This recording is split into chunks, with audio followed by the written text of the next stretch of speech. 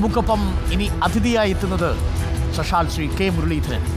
തേർത്തട്ടിൽ ചെറിയ തിരിച്ചടികളിൽ പതറിപ്പോകുന്നൊരു പോരാളിയല്ല.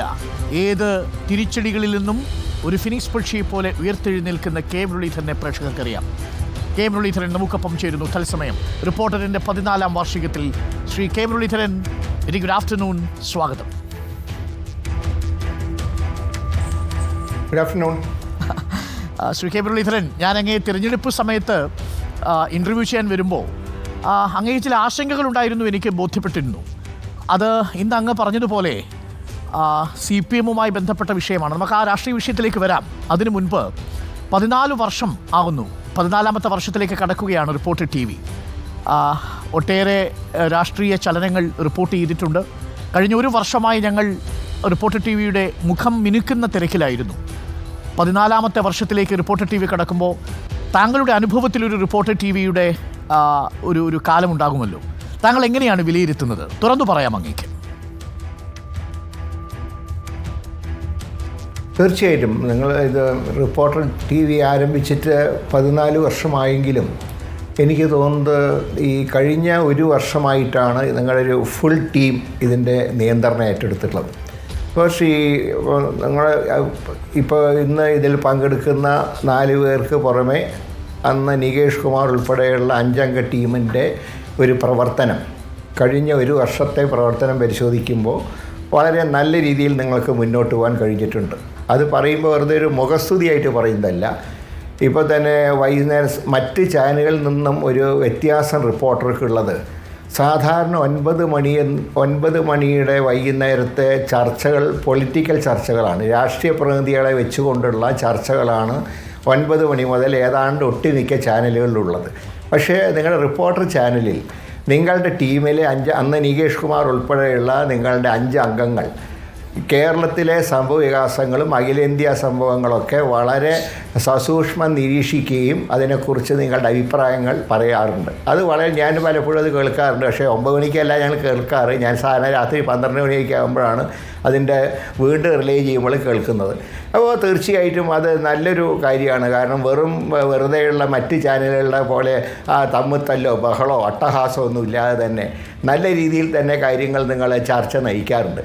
പിന്നെ നികേഷിൻ്റെ കുറച്ചൊരു CPM അനുകൂല നിലപാടും ഒരു സഹോദരിയുടെ അതിര് കവിഞ്ഞ BJP സ്നേഹമൊക്കെ ഉണ്ടെങ്കിൽ പോലും നിങ്ങൾക്ക് നിങ്ങളുടെ അഭിപ്രായങ്ങൾ പറയാനും അത് അസസ്മെൻറ്റ് നടത്താനുമുള്ള അധികാരമുണ്ട്. അതുകൊണ്ട് തന്നെ അതിനേക്ക് ഒരു സ്പോർട്സ്മാൻ സ്പിരിറ്റോട് കൂടിയിട്ടാണ് ഞാൻ കാണുന്നത്.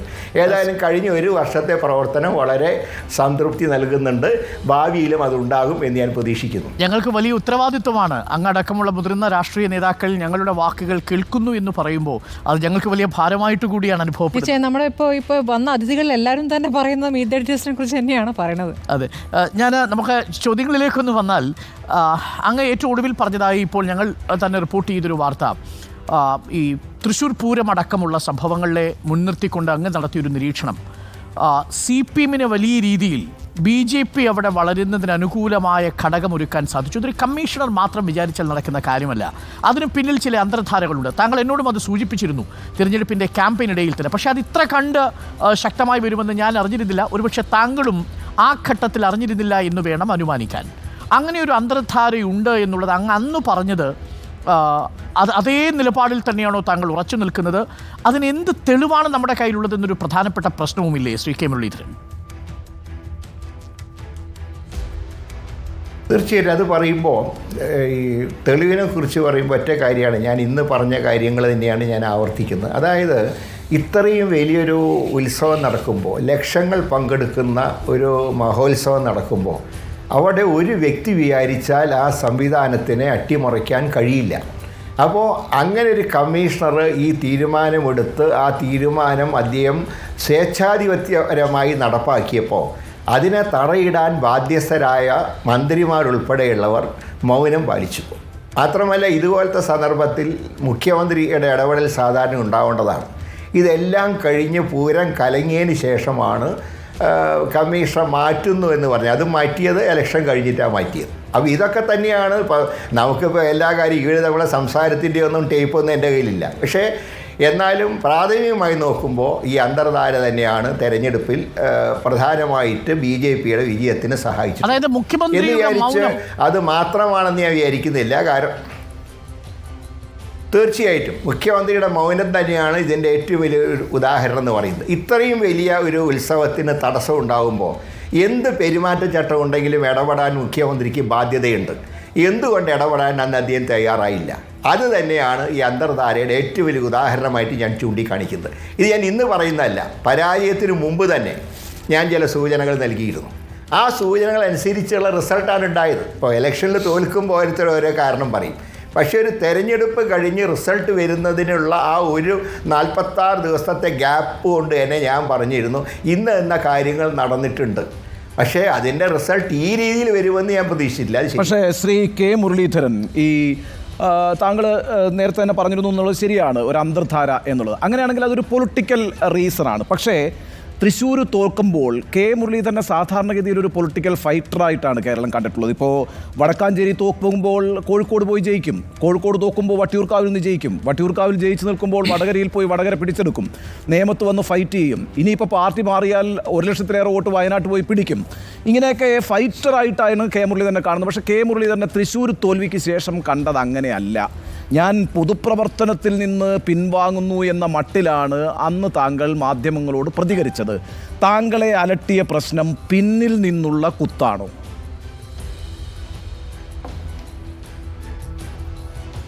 അത് ഞാൻ ഇന്നൊരു കാര്യം പറയുകയുണ്ടായി. ഞാനതിനെക്കുറിച്ചൊരു വിശദമായിട്ടുള്ള കാര്യങ്ങളിലേക്ക് പോകുന്നില്ല. സാധാരണ രീതിയിൽ ഞാൻ പണ്ട് കാലങ്ങളിലൊക്കെ ഞാൻ കേട്ടിട്ടുള്ളതാണ്, ഏതെങ്കിലും മഹത്തായൊരു കർമ്മത്തിൻ്റെ വിജയത്തിന് ചില കുരുതികൾ നടക്കുന്നതായിട്ടൊക്കെ കേട്ടിട്ടുണ്ട്. അങ്ങനെ നടന്നിരുന്നു എന്ന് പറയുന്നു. അപ്പോൾ ഇത്തവണ UDFന് നല്ല വിജയം ഉണ്ടായി, അതിലൊരു കുരുതി വേണ്ടി വന്നു, അത് ഞാനായിപ്പോയി. അതിൽ ഞാൻ ആരോടും പരാതി പറയുന്നില്ല. ഇത്രയും എനിക്ക് ഇതിനെക്കുറിച്ച് പറയാനുള്ളൂ. പിന്നിൽ നിന്ന് കുത്തിയതിനെക്കുറിച്ചൊക്കെ പറയാൻ എനിക്ക് ഒരുപാട് പരിമിതികളുണ്ട്. അത് പാർട്ടിയുടെ അച്ചടക്കത്തിന് വിരുദ്ധവുമായതുകൊണ്ട് അതിനെക്കുറിച്ച് ഞാൻ കൂടുതലായിട്ട് പറയുന്നില്ല. താങ്കളുടെ കോൺസ്റ്റിറ്റ്യുവൻസിലൊരു വോട്ടറാണ് ഞാൻ തിരുവനന്തപുരത്ത് വട്ടിയൂർക്കാവാണ് എൻ്റെ മണ്ഡലം. അപ്പം എനിക്ക് നേരിട്ടറിയാം താങ്കളുടെ അവിടുത്തെ ഒരു പ്രവർത്തന രീതി. ഓരോ വീടുകളിലും നേരിട്ടെത്തുന്ന ഒരാളാണ് കെ മുരളീധരൻ. അപ്പോൾ വട്ടിയൂർക്കാവ് കേന്ദ്രീകരിച്ച് മുരളീധരൻ അടുത്ത നിയമസഭാ തെരഞ്ഞെടുപ്പ് ലക്ഷ്യമാക്കി പ്രവർത്തിച്ചു തുടങ്ങിയോ? ഞാനതാണ് പറഞ്ഞത്, ഈ മുരളീധരൻ്റെ ഒരു പ്രത്യേകത വളരെ പെട്ടെന്നൊരു ഫൈറ്ററായിട്ട് തിരിച്ചു വരുന്ന ഒരാളാണ് താങ്കൾ. അല്ല, ഞാൻ ഉദ്ദേശിച്ച മറ്റൊന്നുമല്ല. തെരഞ്ഞെടുപ്പിൻ്റെ കാര്യം ഇനിയും 2 കൊല്ലമുണ്ട്. പാർട്ടിയാണ് തീരുമാനിക്കേണ്ടത് എവിടെ മത്സരിക്കണോ തുടങ്ങിയിട്ടുള്ള കാര്യങ്ങളൊക്കെ. പക്ഷേ ഞാൻ ഏതാണ്ട് 2 വർഷം ബാക്കിയുള്ളപ്പോൾ മനസ്സില്ലാ മനസ്സോട് ഉപേക്ഷിച്ച് പോകേണ്ടി വന്ന ഒരു സ്ഥലമാണ് വട്ടിയൂർക്കാവ്. അതുകൊണ്ട് തന്നെ ആ വട്ടിയൂർക്കാവിൽ പാർട്ടിയെ ശക്തിപ്പെടുത്തുക, ആ പഴയ ബന്ധങ്ങളെന്ന് പറയാൻ ഒരിക്കലും ഞാൻ ബന്ധം മുറിച്ചിട്ടില്ല. കാരണം വടകര MP ആയിരുന്നപ്പോൾ നിങ്ങൾ തന്നെ നിങ്ങളുടെ റിപ്പോർട്ടിലൊക്കെ പറഞ്ഞിട്ടുണ്ട്, മുരളീധരന് ഒരു ദൗർബല്യം തിരുവനന്തപുരമാണെന്ന് സ്മിത ഉൾപ്പെടെ പറയുന്നത് ഞാൻ കേട്ടിട്ടുണ്ട്. അത് ശരിയാണ്, ദൗർബല്യം തന്നെയാണ്. അത് ഇപ്പോൾ ഏതായാലും കൂടുതൽ പ്രവർത്തിക്കാനുള്ള അവസരം കിട്ടി. അതുകൊണ്ട് അവസരത്തിൽ വട്ടിയൂർക്കാവിന് വേണ്ടി സജീവമായിട്ട് നിൽക്കുക. മത്സരിക്കണോ വേണ്ടെന്നൊക്കെ അന്ന് പാർട്ടി തീരുമാനിക്കട്ടെ. ഏതായാലും ഞാൻ ഇനി സജീവമായിട്ട് ഇവിടെ ഉണ്ടാകും. അപ്പോൾ ഈ സജീവമായിട്ടുണ്ട്. അപ്പോൾ ആ താങ്കളുടെ പിണക്കം, ആ വിഷമം മാറി തിരിച്ചെത്തിയിരിക്കുന്നു തന്നെ വേണം മനസ്സിലാക്കാൻ. ശ്രീ മുരളീധരൻ, താങ്കൾ അന്ന് തിരഞ്ഞെടുപ്പിൻ്റെ ഘട്ടത്തിൽ നമ്മളെല്ലാവരും ഇരിക്കുമ്പോൾ തന്നെ സംസാരിച്ചപ്പോൾ അന്ന് പറഞ്ഞിരുന്നത് സുരേഷ് ഗോപിക്ക് വട്ടപൂജ്യമായിരിക്കും കിട്ടുക എന്നുള്ളതാണ്. അന്നത്തെ ഒരു പോരിൻ്റെ ഭാഗമായിട്ടുള്ള പറച്ചിലാണെങ്കിൽ കൂടി തൃശ്ശൂരിലെ മറ്റ് ചില വിഷയങ്ങളുണ്ട് എന്നുള്ളതും താങ്കൾ ചൂണ്ടിക്കാണിച്ചു.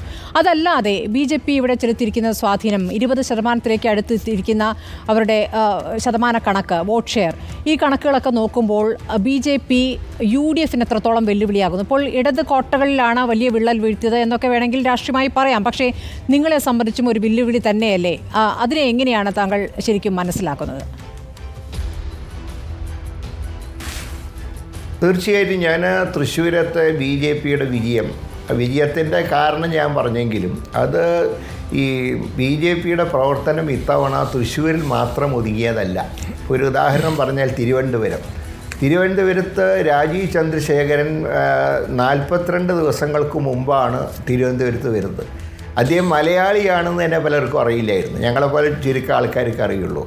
ഞാൻ തന്നെ ഒരിക്കൽ പാർലമെൻറ്റിൽ വെച്ച് അദ്ദേഹത്തിനോട് ചോദിച്ചു, നിങ്ങൾ തിരുവനന്തപുരത്ത് മത്സരിക്കുന്നുണ്ടോ? അദ്ദേഹം പറഞ്ഞു, ഒരു കാരണവശാലും ഞാൻ മത്സരിക്കില്ല എന്ന് പറഞ്ഞു. പക്ഷേ പാർട്ടിയുടെ സമ്മർദ്ദം കൊണ്ട് അദ്ദേഹം മത്സരിച്ചു. പക്ഷേ ആ മത്സരിച്ച 42 ദിവസം കൊണ്ട് തന്നെ ഒരുപാട് മുന്നേറാൻ അദ്ദേഹത്തിന് കഴിഞ്ഞു. മാത്രമല്ല മറ്റ് പല നിയോജക മണ്ഡലങ്ങൾ ഇപ്പോൾ LDFൻ്റെ വോട്ടുകൾ ചോർത്തിയെന്ന് പറയുമ്പോൾ അതിനു മുമ്പ് തന്നെ ഇപ്പോൾ 2016 UDFൻ്റെ വോട്ട് ചോർത്തിയിരുന്നു. ആ ചോർത്തിയ വോട്ടൊക്കെ ഇപ്പോഴും അവരുടെ കയ്യിൽ നിൽക്കുകയാണ്. അതിനു പുറമെയാണ് LDFൻ്റെ വോട്ട് കൂടെ അവർ ചോർത്തുന്നത്. അപ്പോൾ ഭാവിയിൽ കേരളത്തിനെ സംബന്ധിച്ച് ഒരു ഭീഷണി നിലനിൽക്കുന്നുണ്ട് എന്നുള്ള യാഥാർത്ഥ്യം എല്ലാ ജനാധിപത്യ കക്ഷികളും മനസ്സിലാക്കേണ്ട കാര്യമാണ്. ഞാൻ അത്രേ പറയുന്നുള്ളൂ. അല്ലാതെ ഇതൊരു തൃശ്ശൂരത്തെ വിജയം ഒരു ഒറ്റപ്പെട്ട വിജയമെന്ന് ഞാൻ പറയുന്നില്ല. മറ്റ് നിയോജക മണ്ഡലങ്ങൾ ഉണ്ടായിട്ടുള്ള മുന്നേറ്റം ഒരു നിസ്സാരമല്ല. ഉത്തരേന്ത്യയിലൊക്കെ BJPയുടെ നില താഴോട്ട് പോകുമ്പോൾ കേരളത്തിൽ അല്പം ഗ്രാഫ് ഉയരുന്നുണ്ടോ എന്ന് സംശയിക്കേണ്ടിയിരിക്കുന്നു. ശ്രീ കെ മുരളീധരൻ, അത് സംശയമല്ലല്ലോ, സത്യമല്ലേ? വോട്ട് വിഹിതത്തിൽ കാണുന്നുമുണ്ടല്ലോ BJPയുടെ വളർച്ച. അതായത് അന്ന് പറഞ്ഞത്, നേരത്തെ സ്മൃതി മാഡം ചോദിച്ചതുപോലെ വട്ടപൂജ്യമെന്നല്ല, ആനമുട്ട സുരേഷ് ഗോപിക്ക് കിട്ടുമെന്നാണ് അങ്ങ് പറഞ്ഞത്. അന്ന് ഞാൻ ഫ്ലോറിലുണ്ടായിരുന്നു. പക്ഷേ സുരേഷ് ഗോപിയുടെ വിജയം വ്യക്തിപരമായ വിജയം എന്നൊക്കെ പറഞ്ഞ് താഴ്ത്തി കാണേണ്ടതുണ്ടോ? അതൊരു രാഷ്ട്രീയ വിജയമല്ലേ? കോൺഗ്രസ് വോട്ടുകളടക്കം സുരേഷ് ഗോപിക്ക് കിട്ടിയിട്ടുണ്ട് എന്നുള്ളതൊരു യാഥാർത്ഥ്യമല്ലേ ശ്രീ കെ മുരളീധരൻ? അല്ല, ഞാൻ പറയുന്നത് ഞാനതിനെ ഒറ്റപ്പെട്ട വിജയമായിട്ടല്ല കാണുന്നത്. ഞാൻ പറഞ്ഞത് LDFൻ്റെ വോട്ടുകൾ ഇപ്പോൾ ചോർത്തിയെങ്കിൽ UDFൻ്റെ വോട്ടുകൾ നേരത്തെ കുറേ വോട്ട് ചോർത്തിയിട്ടുണ്ട്. അതിന് പുറമെയാണ് തൃശ്ശൂരിലുണ്ടായ ഒരു അട്ടിമറി എന്ന് പറയുന്നത്. കാരണം ഒരിക്കലും സംഭവിക്കില്ല എന്ന് വിചാരിച്ചിരുന്ന വോട്ട് ബാങ്കാണ് അവിടെ നഷ്ടപ്പെട്ടത്. അത് മുമ്പ് 2004 മൂവാറ്റുപുഴയിൽ ഉണ്ടായിരുന്നു. പക്ഷേ അന്ന് മൂവാറ്റുപുഴയിൽ PC തോമസ് ആയതുകൊണ്ടും ചിഹ്നം താമര അല്ലാത്തതുകൊണ്ടും അന്ന് ആരും ശ്രദ്ധിച്ചില്ല.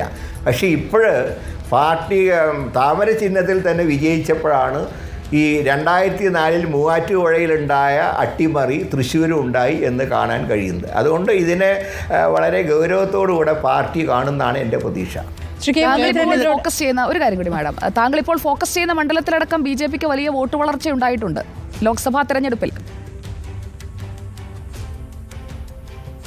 തീർച്ചയായിട്ടും അതൊക്കെ അറിഞ്ഞുകൊണ്ട് തന്നെയാണ് ഞാൻ വട്ടിയൂർക്കാവിൽ പ്രവർത്തിക്കുന്നത്. കാരണം ഞാൻ പറഞ്ഞല്ലോ, ഞാൻ വട്ടിയൂർക്കാവിൽ ഞാൻ നിൽക്കുന്നത് ആരുടെ അക്കൗണ്ട് പൂട്ടിക്കാനോ ആരുടെങ്കിലും അക്കൗണ്ട് തുറക്കാനോ അല്ല, പാർട്ടിയെ ശക്തിപ്പെടുത്താൻ വേണ്ടിയാണ്. ബാക്കി കാര്യങ്ങൾ ഇലക്ഷൻ കാലത്ത് പാർട്ടി തീരുമാനിക്കട്ടെ. ശ്രീ കെ മുരളീധരൻ, തൃശ്ശൂരിൽ അല്ലെങ്കിൽ കേരളത്തിൽ തന്നെ UDFൻ്റെ ഒരു നെടുന്തൂണായിരുന്നല്ലോ കോൺഗ്രസിൻ്റെ ക്രിസ്ത്യൻ ന്യൂനപക്ഷം. ക്രിസ്ത്യൻ ന്യൂനപക്ഷത്തിൻ്റെ വോട്ട് വൻതോതിൽ BJPക്ക് ലഭിച്ചുവെന്നാണ് BJP വൃത്തങ്ങൾ പറയുന്നത്. അങ്ങനെയാകുമ്പോൾ തൃശ്ശൂരിൽ BJPയുടെ വിജയത്തിന് കാരണം ക്രിസ്ത്യൻ ന്യൂനപക്ഷങ്ങളുടെ വൻതോതിലുള്ള മാറ്റമാണെന്ന് അങ്ങ് കരുതുന്നുണ്ടോ?